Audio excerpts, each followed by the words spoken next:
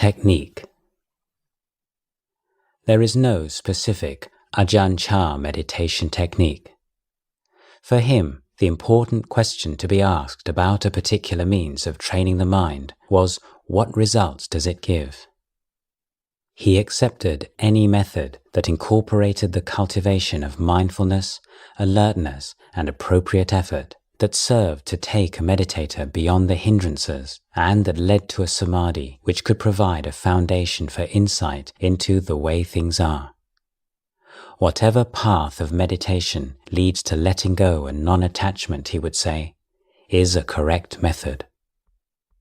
Luang Por taught that it was important that meditators used a technique that was compatible with their character. By this, he did not mean that there was a particular technique specific to each person, the adoption of which would ensure success. A sense of affinity with a meditation method, he once described it as similar to an affinity with a particular food, would not make meditation smooth and easy, but it would make it workable. An incompatible technique, with which the meditator felt no sense of connection or enthusiasm, on the other hand, could lead to discouragement and regress. Meditators should not switch from one method to another too easily. Only after persevering with a method for a reasonable period of time should they conclude whether or not to make a change. But although Luang Por acknowledged the validity of a number of methods, there were some which he emphasized. Mental cultivation, bhavana, means setting right your thoughts and opinions. Its aim is letting go. The various methods are like different kinds of fish traps. They differ in form, but ultimately they all share the same purpose.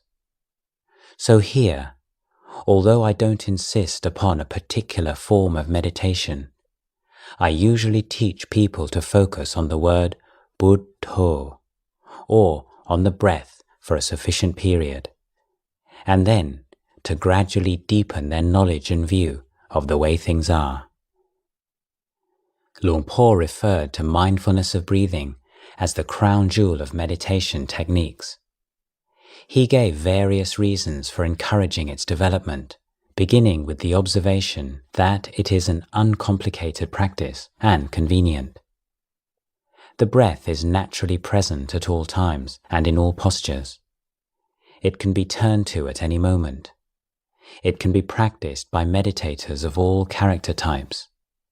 It has been the preeminent technique since the first days of the sasana. The Buddha and many of his great disciples made use of this technique, and it has been praised by meditation masters through the ages. Luang Por himself used this method, and he asserted that through the practice of mindfulness of breathing, the meditator could fulfill the whole of the threefold training. Compelling the mind to focus on the breath is sila.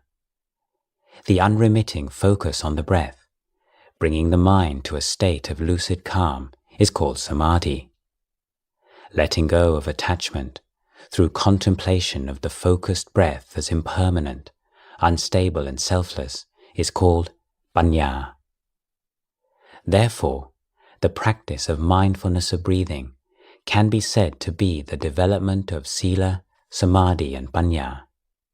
Someone practicing it can be taken to be following the Eightfold Path, which the Buddha taught was the foremost, the most excellent of all paths, as it leads towards Nibbana. If you follow in the way I've described, then that may be considered realizing the Buddha Dhamma in the most authentic possible way.